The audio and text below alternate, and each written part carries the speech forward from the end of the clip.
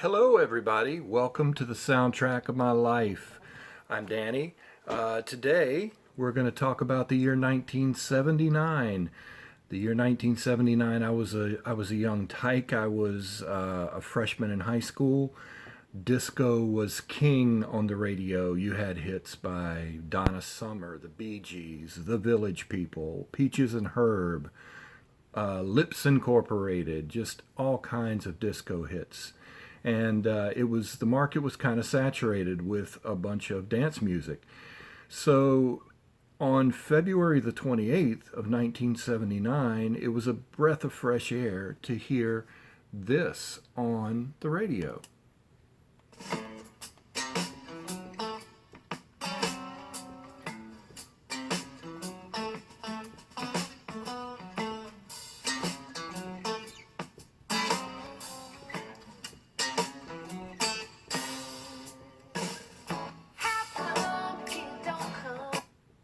So that was, if you don't know, Chuckies in Love by Rickie Lee Jones, and it was off the debut album entitled Rickie Lee Jones. That's it right there. Released on February the 28th of 1979. Lyrics on the back, very cool.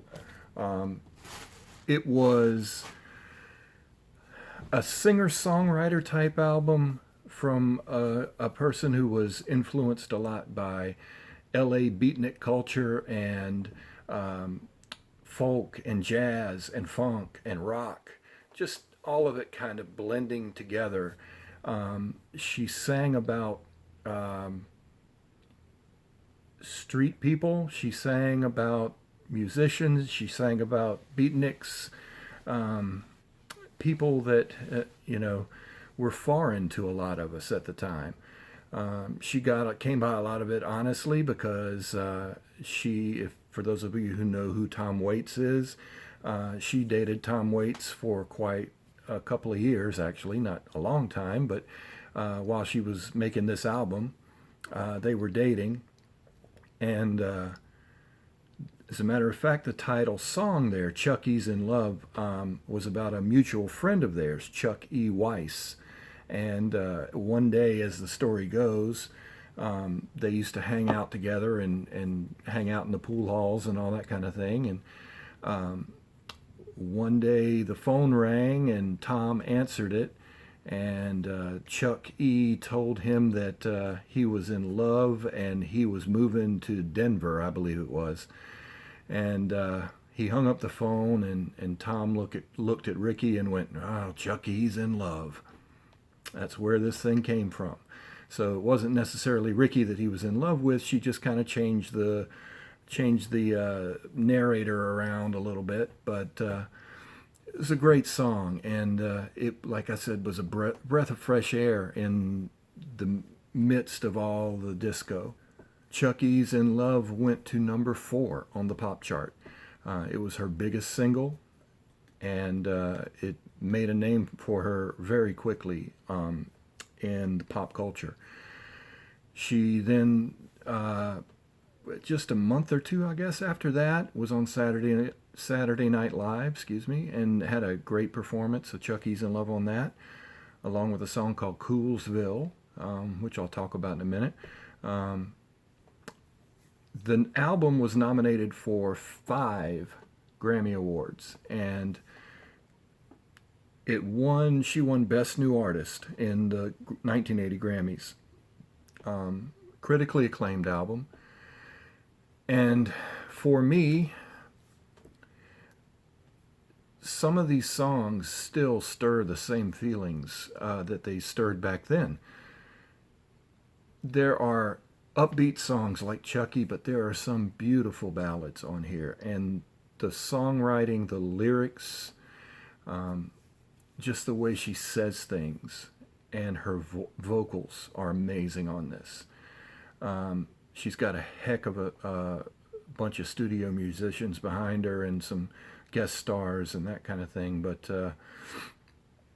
you don't get much better than the songwriting. It's, in my opinion, one of the best debut albums ever. The second song on the album was actually recorded live, and it's called On Saturday Afternoons back in 1963. And it's just a very slow, very nostalgic piece. It takes you back to simpler times. It takes me back to childhood. It's almost like looking through an old photograph album. The lyrics on that song are just amazing. You, you stay inside your foolish grin when every day now secrets end. But then again, years could go by. Man, it's a beautiful piano ballad, and man. And so the third cut on the record is a song called Night Train.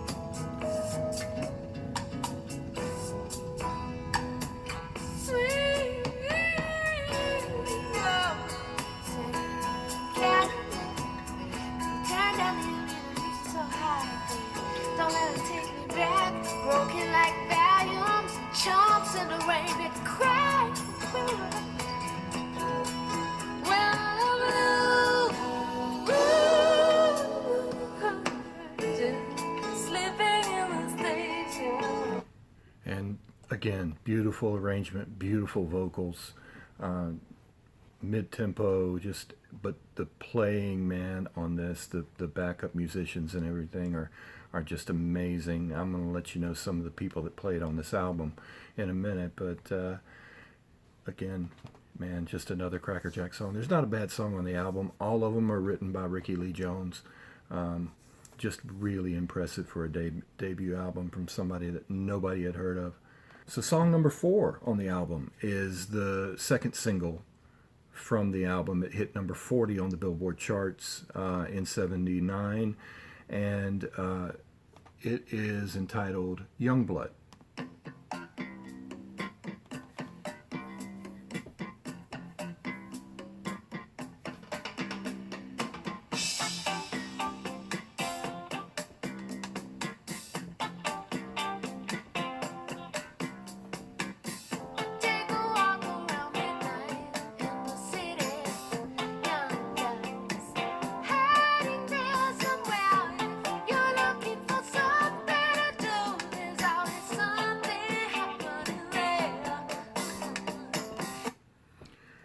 Really nice, funky rhythms going on there. Just amazing vocals, arrangements, everything is just crackerjack on this. Like I said, that one hit the top 40, number 40 in '79.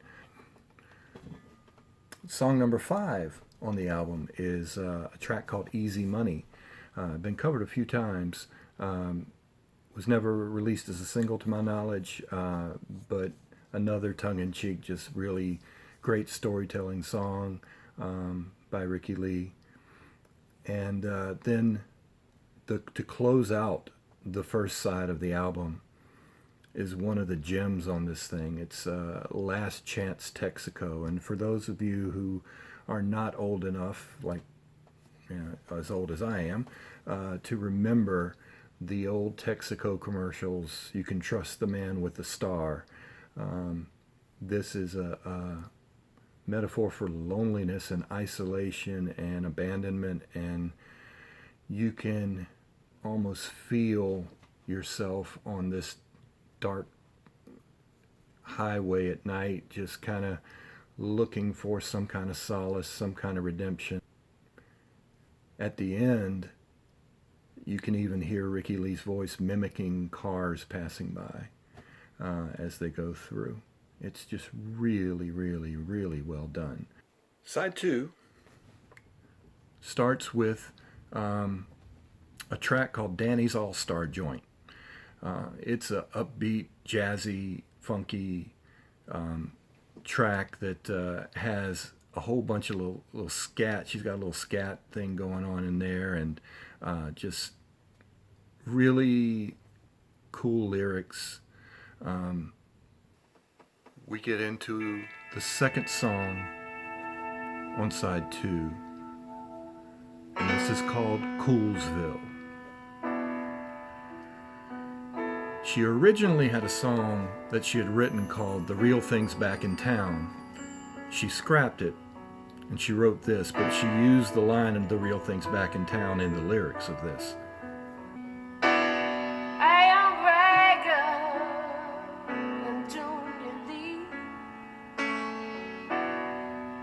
That's the way we always thought it would be.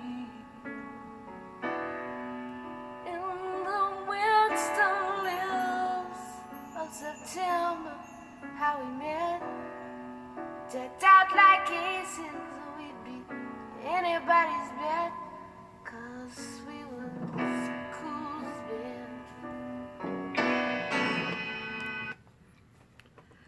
Amazing lyrics, amazing arrangement, just a great song. Moving on as we go through side 2.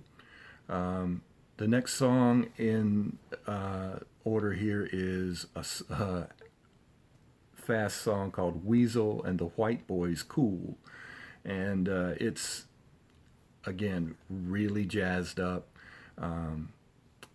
Lots of really interesting playing in there, and just a fun song. And you can tell she had a lot of fun making this record, and who wouldn't with some of the players she had. But she is, she's loose, she's being herself, she's allowing her art and her abilities to shine here on this album, and it's just incredible. I know I keep saying that, but it really is. The next song is a beautiful piano ballad called Company. I don't know this for a fact, but I've heard that this was written about Tom Waits and their breakup.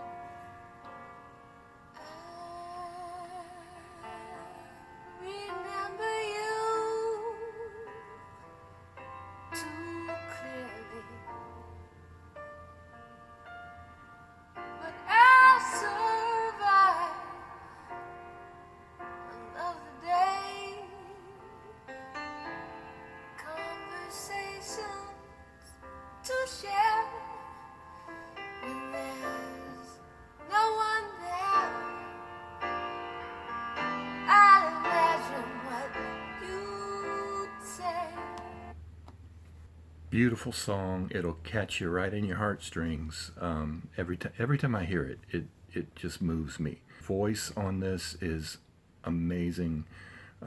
Hitting notes, just beautiful high notes, and just the angst and the pain in the song itself and in her voice. It's just, it moves you. And this leads into the very last song of the album, which was also recorded live. It's another slow song. It's called After Hours, and it's very short, piano ballad, very melancholy. But the feeling in this entire album, the happy songs, the mid-tempo songs, and of course the ballads, there's just so much emotion in this record, and it's conveyed beautifully by the players and Rickie Lee in her voice. And like I said, it's I think, to me, it's one of the best debut albums of all time. And I think if you take the time, put your headphones on, get in a quiet place, and just let it play from beginning to end, I think you may agree with me. It certainly was different from what was out back in '79. And so the album reached number 3 on the Billboard album charts. And just some of the players on this, when you are in LA and you have some of the connections with Tom Waits and some of the friends that she had, and you have this kind of quality material, and you can get some really good people to play on your album. Tom Scott played in the horn section. Tom Scott has played on a zillion albums in L.A. Tom Scott and the L.A. Express. Jeff Porcaro played drums on a lot of these tracks. Jeff Porcaro was from Toto, has played on a whole bunch of famous records, because Toto were pretty much studio musicians, and that was their full-time gig, and Toto became a side gig that actually made them more money. But you have Michael McDonald of the Doobie Brothers and solo efforts and such, singing backup vocals and playing keyboards. So just a ton of people on here that really, a lot of these names you may not know, but they are known in the industry as being, top-notch players. The strings were arranged by a guy named Nick DeCaro. The strings on the second song on Saturday Afternoons in 1963 were arranged beautifully by Nick DeCaro. And Tori Amos used to listen to that song over and over again. She loved it. She loved the whole record. She was very influenced by it. And when she recorded Silent all these years, her first single, her breakout hit, she got Nick DeCaro to arrange the strings on that as well. That's it for this episode of The Soundtrack of My Life. I hope you liked the video. If you did, please hit the like button down below. Subscribe. That would help me a lot. And hit the bell if you find it down there. Go ahead and hit it. That'll give you notifications whenever I put out new videos. And is there any albums that mean something to you that maybe you would like me to cover here and tell you some things you may not have known about it? If there is, let me know in the comments. What do you think about this album? Have you heard it before? Have you not? If you haven't, I highly encourage you to listen to it and then comment down below what you thought of it. Anyway, that's it for now. I'll see you next time on the soundtrack to my life.